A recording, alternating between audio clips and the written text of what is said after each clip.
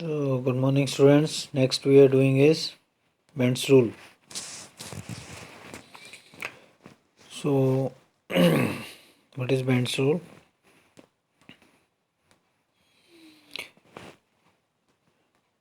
Bend's rule describe and explain the relationship. Relationship explain करता है किसके बीच में between the orbital hybridization of central atom and the electronegativity of the substituent. इन दोनों के बीच में तो इस क्या डेफिनेशन है कि atomic s character concentrates in orbital directed towards electropositive substituents. जो एस करेक्टर है वो ऑर्बिटल का एस करेक्टर डायरेक्ट होगा इलेक्ट्रोपॉजिटिव सब्स्टिट्यूएंट की तरफ। ऐसे ही इसका उल्टा भी लिख सकते हैं कि पी करेक्टर जो डायरेक्ट होगा इलेक्ट्रोनेगेटिव सब्स्टिट्यूएंट्स की तरफ। तो आगे देखते हैं, समझते हैं कि कैसे क्या होगा। तो इससे पहले थोड़ी सी इंट्रोडक्शन है। The chemical structure of the molecule intimately related to the property and reactivity.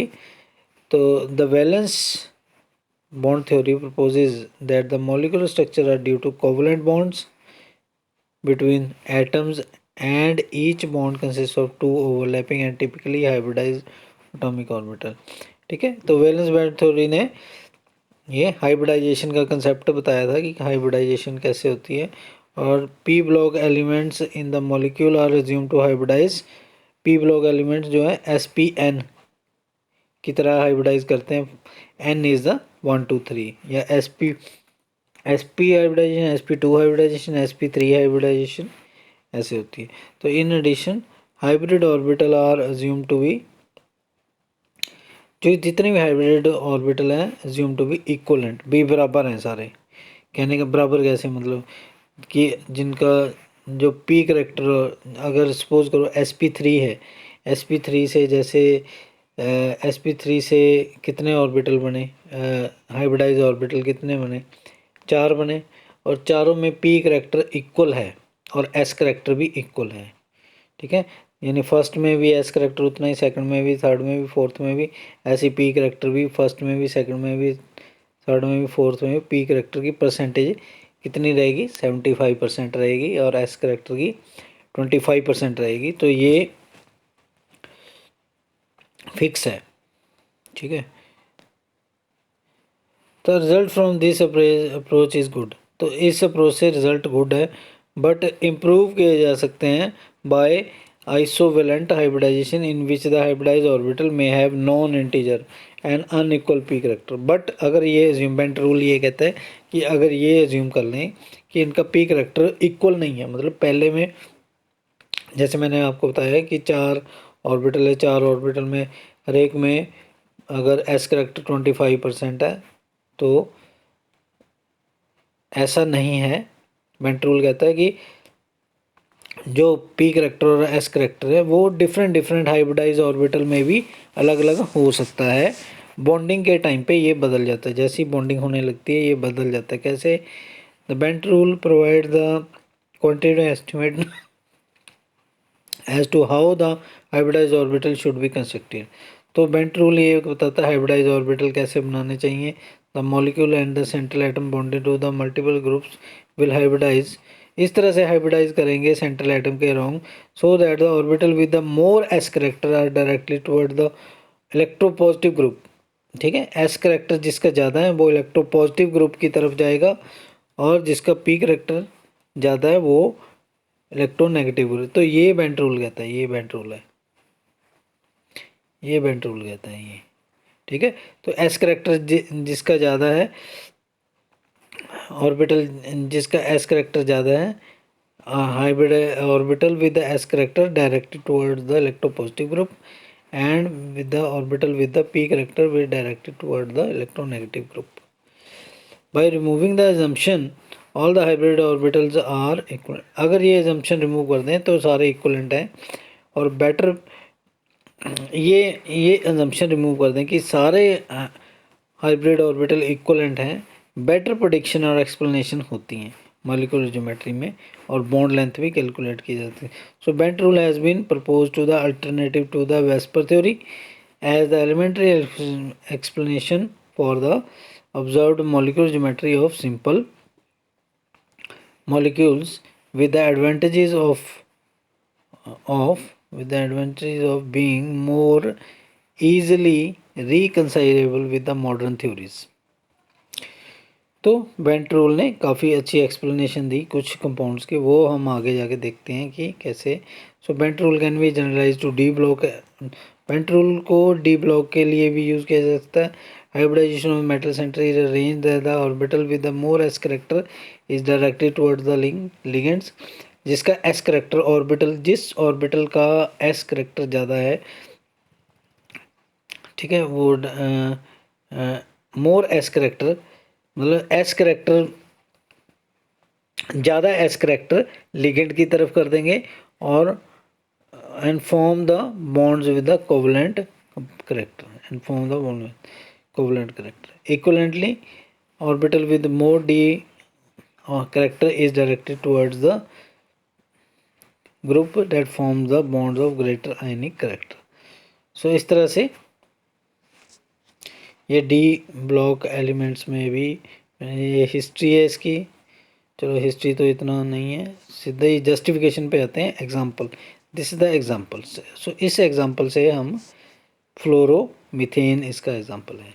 Fluoromethane और मीथेन में क्या फ़र्क है? एक जगह पे फ्लोरीन लगा हुआ है, बाकी मीथेन जैसे CH.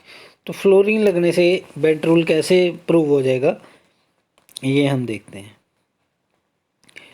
कि Bent rule relies on the S character being lower in energy than P orbitals. अब एस करेक्टर जो है, एस ऑर्बिटल है, लोअर है एनर्जी में, पी ऑर्बिटल ये सबको पता है एस ज़्यादा स्टेबल है. तो bond with the elements of the different electronegativity will be polar. तो जितने भी बॉन्ड है इलेक्ट्रोनेगेटिविटी जिनमें डिफरेंट है, जैसे इसमें फ्लोरीन आ गया, तो ये पोलर होंगे. Electro density will be shifted towards the more electronegative group.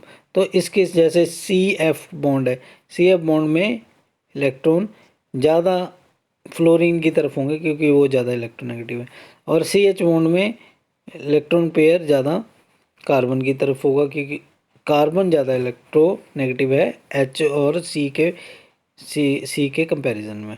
तो इस तरह से CF में इलेक्ट्रॉन F की तरफ ज़्यादा गए हुए हैं because of high electronegativity. So applying this molecule fluoromethane provides the demonstration of the Bent rule. Because carbon is electronegative than hydrogen, the electron density of CH bonds will be closer to the carbon. ठीक है ना, तो ये मैंने बताया आपको. Energy of those electron will be dependent upon heavily of the hybrid orbital of the carbon contributes to the bond. तो ऐसे इलेक्ट्रॉन की एनर्जी कार्बन, क्योंकि किसके क्लोज है, वो कार्बन के क्लोज है, तो कार्बन के ही ऑर्बिटल हाइब्रिड ऑर्बिटल पे डिपेंड करेगी कि कार्बन क्या बॉन्ड्स को, कार्बन के hybrid orbital that the carbon contributes to the bonds. तो इनकी जो एनर्जी है, इलेक्ट्रॉन की एनर्जी किस पे डिपेंड करेगी कि हाइब्रिड ऑर्बिटल जो कार्बन कंट्रीब्यूट करता है इस बॉन्ड को, because of increase electron density near the carbon, क्योंकि इलेक्ट्रॉन डेंसिटी कार्बन के नियर है. तो by increasing the amount of S character, तो इसमें एस करेक्टर इंक्रीज कर लेगा. कौन करेगा? कार्बन का hybrid orbital S character increase कर लेगा अपना इस तरफ, CH के बॉन्ड की तरफ. तो energy of these electron will be reduce. तो इस तरह के इलेक्ट्रॉन्स की एनर्जी जो है डिक्रीज कर जाएगी और S orbital are lower in then P orbital. तो इस तरह से ये बॉन्ड स्टेबल हो जाएगा, एस करेक्टर इंक्रीज कर लेगा. ठीक है, बाय द सेम लॉजिक, इसी लॉजिक से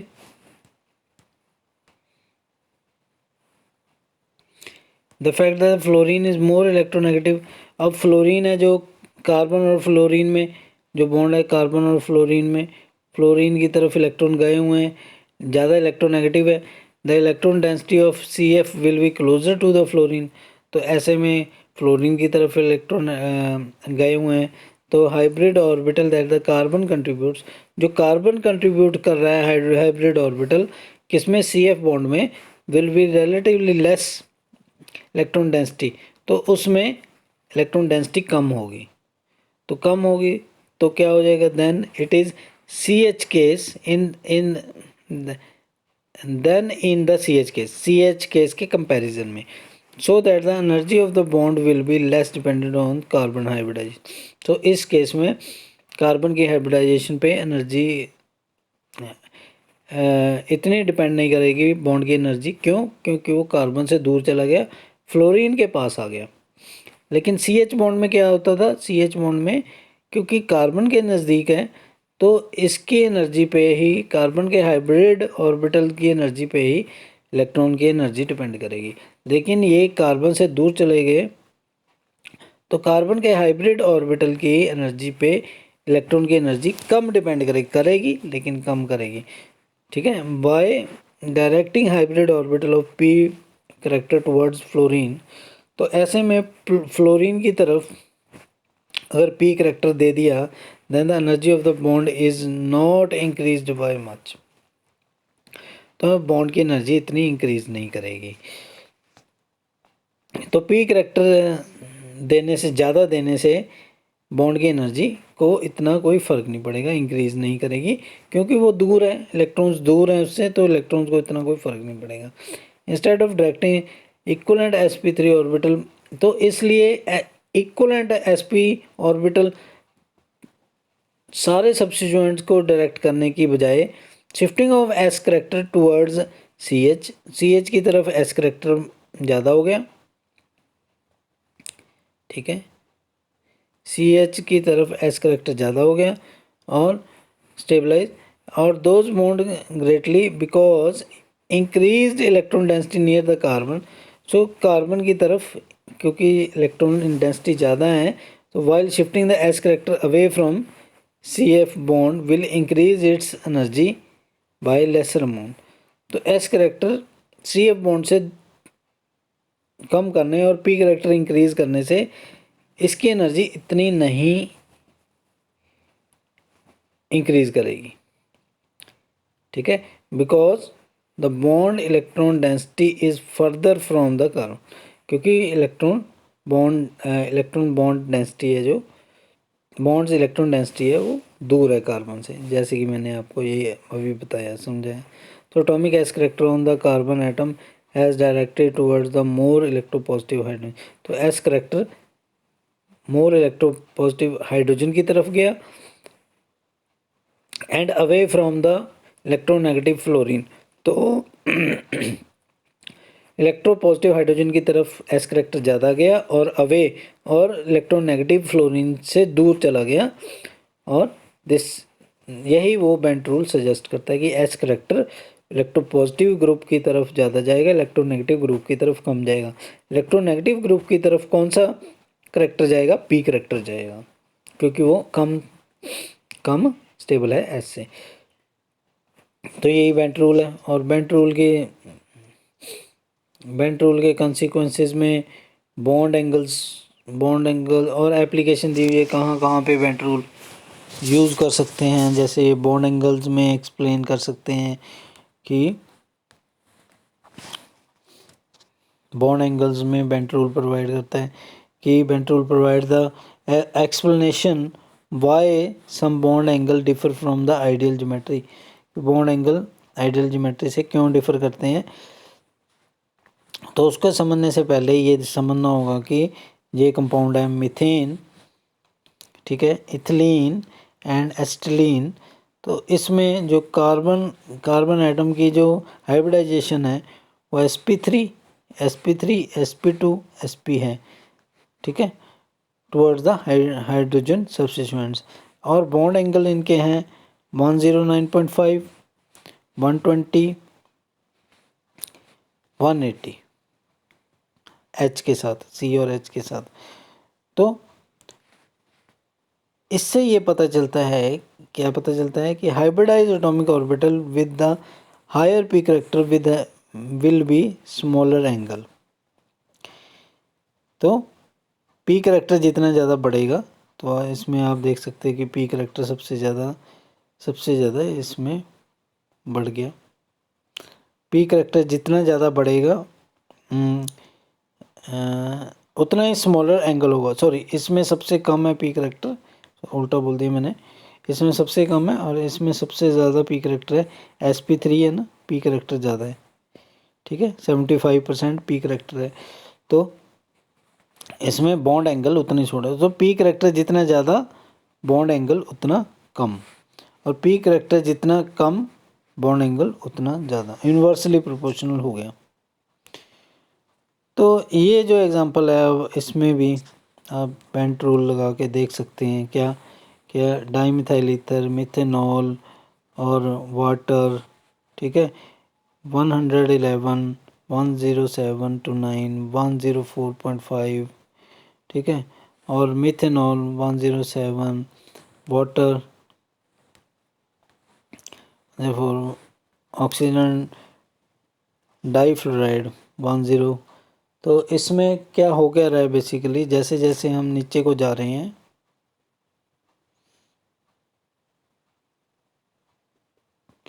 as we move down the group substituents are electronegative. तो ये ग्रुप में जैसे नीचे जा रहे हैं, सब्स्टिट्यूएंट्स ज़्यादा इलेक्ट्रोनेगेटिव है, बॉन्ड एंगल डिक्रीज कर रहे हैं।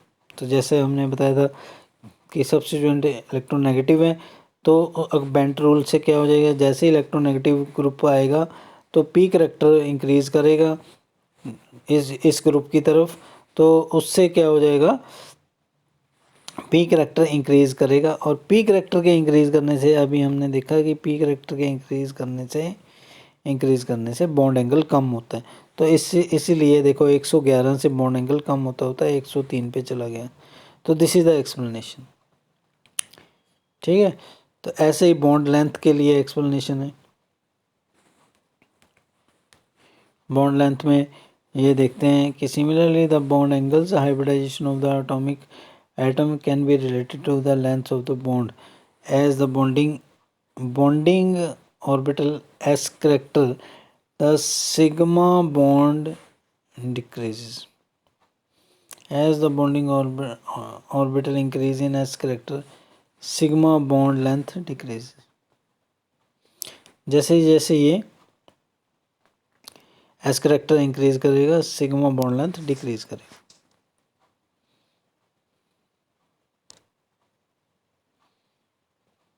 डिक्रीज करनी है, देखिए इसमें एस करेक्टर इंक्रीज कर रहे हैं, एस करेक्टर इंक्रीज कर रहे हैं, ठीक है। क्या है, SP3, SP2, SP। तो SP में एस करेक्टर इंक्रीज कर रहे हैं, यहाँ 25% था, यहाँ 33% हो गया, यहाँ 50% हो गया। तो एस करेक्टर इंक्रीज कर रहा है, और क्या है, सिग्मा बॉन्ड लेंथ डिक्रीज कर रही है। ये 1.54 डिक्रीज हुई, 1.46 सबसे कम होगी। तो इससे सिग्मा बॉन्ड लेंथ जैसे ही एस करेक्टर इंक्रीज करेगा, सिग्मा बॉन्ड लेंथ डिक्रीज करेगी। तो यही है, फिर अप्लाई करना है आगे एग्जांपल्स पे। ये फ्लोरोमीथेन, डाईफ्लोरो, ट्राईफ्लोरो, टेट्राफ्लोरो, सभी में हम देख रहे हैं कि जैसे जैसे नीचे जाएंगे ये डिक्रीज कर रही है बॉन्ड लेंथ। किसकी बॉन्ड लेंथ, कार्बन और फ्लोरीन की, कार्बन और फ्लोरीन की डिक्रीज कर रही है। ऐसा क्यों हो रहा है, बिकॉज एस करेक्टर इंक्रीज करता है, एस करेक्टर इंक्रीज कर रहा है। जैसे जैसे हम नीचे जाएंगे एस करेक्टर इंक्रीज करता है, because fluorine is so much electronegative than hydrogen, the fluorocarbon will direct hybrid orbital higher in s character towards the 3 hydrogens towards the fluorine. So ऐसे में एस करेक्टर उधर जाएगा, हाइड्रोजन की तरफ जाएगा, और पी करेक्टर फ्लोरीन की तरफ जाएगा। डाईफ्लोरीन में अब only 2 hydrogen are less, so less S character, तो एस करेक्टर इससे कम हो जाएगा, and total is directed towards them. So only 2 hydrogens, so less S character, इसमें एस करेक्टर और कम हो गया। And is directed towards the 2 fluorine which shorten the C F bond, तो इससे सी एफ बॉन्ड और छोटा हो जाएगा।